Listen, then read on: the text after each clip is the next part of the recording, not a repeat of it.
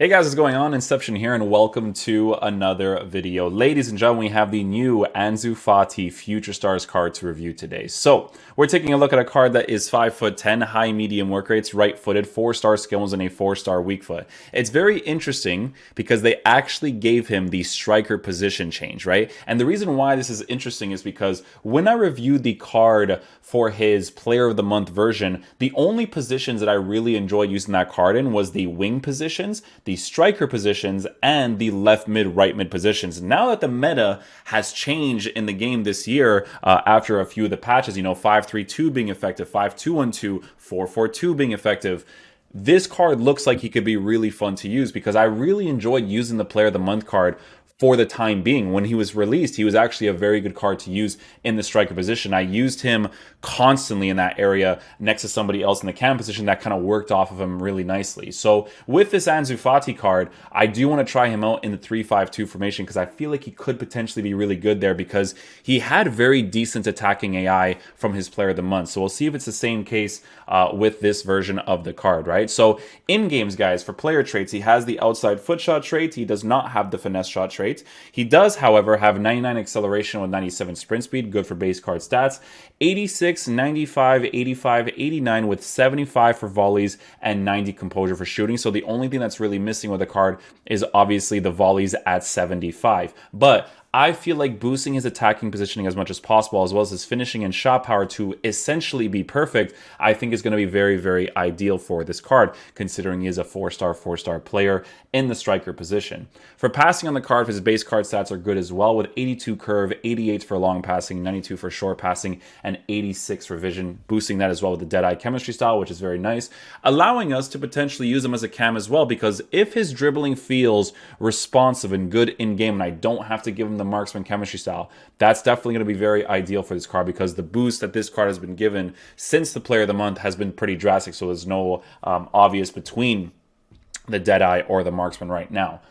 With the dribbling, he does have 99 agility with 96 balance, 88 reactions with 92 ball control, 92 dribbling, and 90 composure. So with this card, guys, he is really importantly working with the lean body type as well. Makes a huge difference for these cards, guys. You guys know how the gameplay meta works, okay? This card also has 96 jumping at 86 heading accuracy, so good for physical presence in the air. And then he also has 88 stamina. This is a card that, from what I can see, you can use him anywhere in the attacking positions, right? You can even use him as your attacking-oriented center mid while you have an attacking and defensive-oriented center mid next to him and then the defensive player in the CDM position in like a 4-3-3, because I'm telling you guys, I've even used this card in the center mid position and he played it really nicely. Just as long as you have that 3 midfield setup, he's very nice to use there too, okay? So that's the Player of the Month. We're obviously going to be checking out this card. We have a pretty well-balanced team over here. We're going to be mostly using the 3-5-2 formation tactics. So we're going to have him playing in the striker position. Just going to go ahead and rotate some of these things here. So Blanc will go over to Renato Sanchez.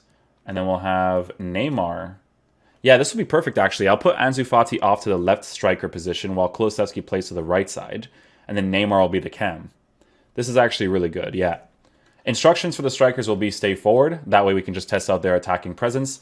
I really hope he has that attacking AI, man, because the dribbling will be able to tell right away. The attacking AI, he has to do those things, bro. He has to do the thing, guys. So we'll get into a game and see how he plays. All right, let me see what his dribbling is like. I'm so familiar with this card because I've used him so many times on my main account. Guys, he has the right body type as well as the height to potentially be a very good striker. We're going to see what's up with that because his dribbling characteristics are very similar to his Player of the Month, so...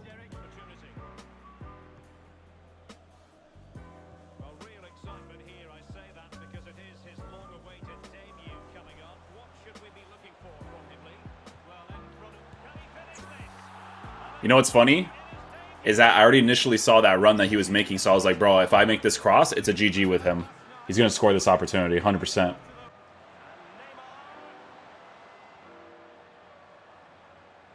Okay, so he does adjust his runs. He's not, like, really fast at adjusting them, but he does do it, okay? He does do it, which is important. I think it's his base attacking positioning being shown right there, but first time. First time. Imagine with Alphonso Davies.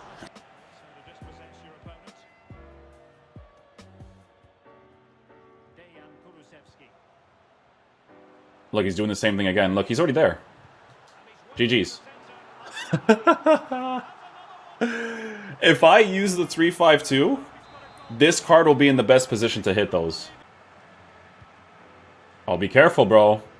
Be careful, fam. Oh, it's not the right one. It's not the right one. He has a little bit of an emphasis touch right there, which you can see for sure. Heel to heel, shot cancel. Yeah, you might want to give him a marksman, guys. You might want to give him a marksman. He does have that little bit of a sway on him in his dribbling, for sure. I think even when I boosted his card from before, I gave him the dribbling boost as well. You can definitely tell he's not the most... he's not the quickest on his feet, you know? So I think boosting the dribbling could definitely be an ideal thing. I mean, he's giving me mostly left mid, right mid vibes, for sure. Because he's a striker, it's a good position for him because if you want to... Oh, wow. If you want to make him a center mid to give him the chemistry links in certain areas of the pitch, it's definitely very helpful, right? That's like the biggest thing with these cards, you know, being turned into strikers and stuff. But, yeah, you definitely have to get used to his attacking AI a little bit, I would say. He's not going to move like Neymar did over there, you know what I mean?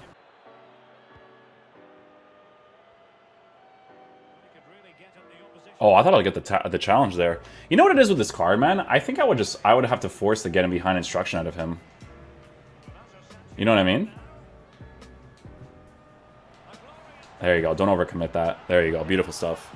Yeah, maybe like a small getting behind. Maybe just a... I don't want to tell him to stay central because if it stays central, it makes the card way too linear, man. But hey, 3 goals for the first game, not too bad. I do want to try him out with the marksman though. I want to see what it's like. Ooh, do the thing. Okay, he's got like half Liverpool, half Portugal. Okay, yo, chill. Hitting me in the right spots. Relax. Oh, there it is. Oh, I got it. There you go. Woo. Woo. Woo. Hey, man. That attacking AI was better there, actually. It was weird. He saw that immediately. Oh, yeah, dude. I think it's the marksman, guys. I think it is, man.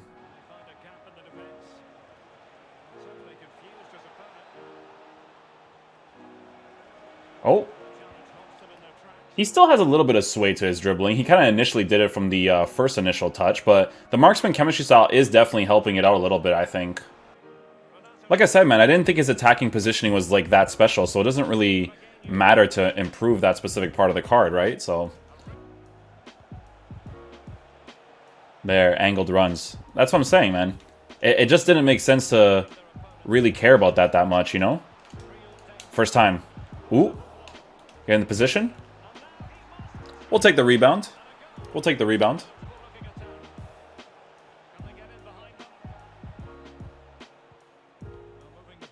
Yeah, dribbling is way better with that marksman. Just so that I need him to be able to do those like really quick cuts, you know? That's what I need him to do. And with the marksman, he can.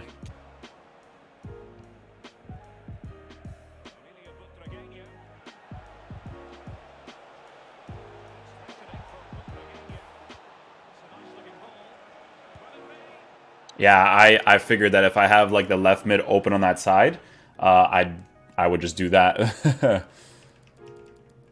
He left. You know what's really funny with this card is that his base characteristics are so similar to the Player of the Month card.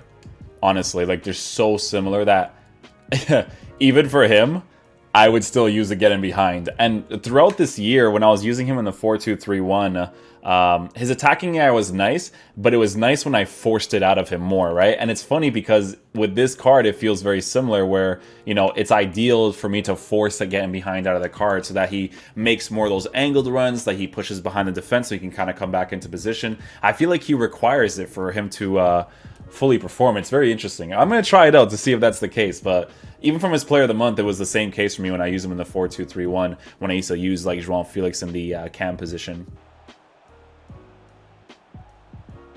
So you see how he starts to make those angled runs? That's really good because that with the get in behind instruction will work out really nicely for this card.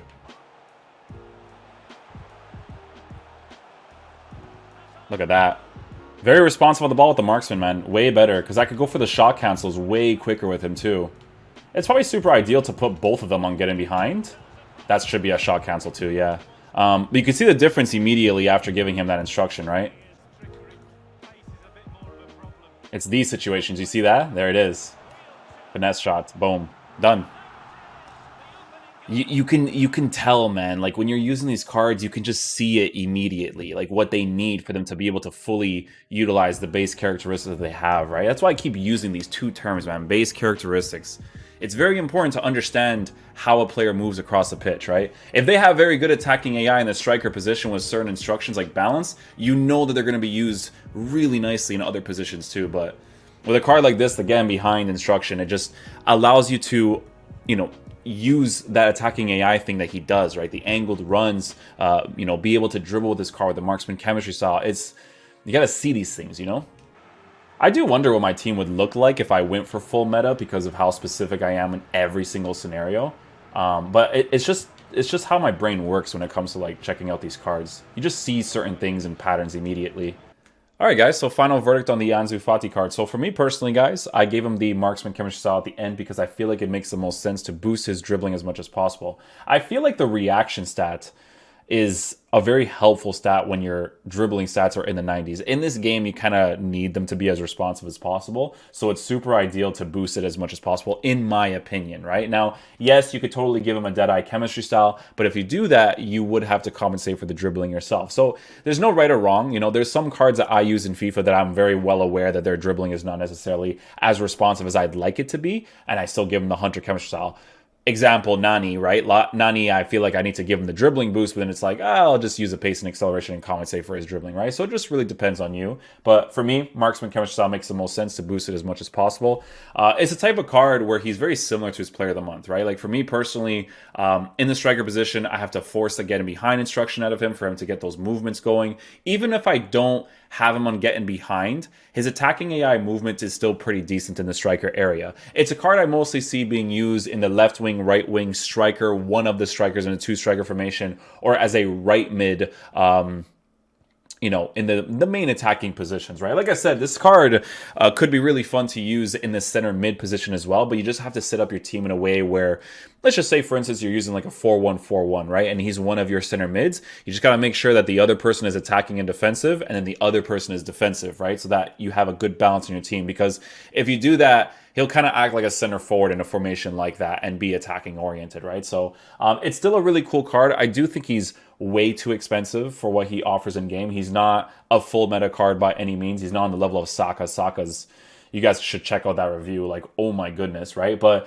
I still had fun with this Ansu Fati card. He's definitely really good. He's just very expensive right now, in my opinion, for what he offers in game. But I enjoyed it, man. It was a card. I mean, you guys know, man, I had this player of the month, dude, for such a long time at the beginning of the year in my team because I didn't mainly focus on my main team too much at the time. So he's still cool. Just shouldn't cost that much, you know. But he was cool. Hopefully you guys enjoyed this video. If you guys end up getting this card in your team, put him on a get in behind. Trust me, you'll notice a difference immediately.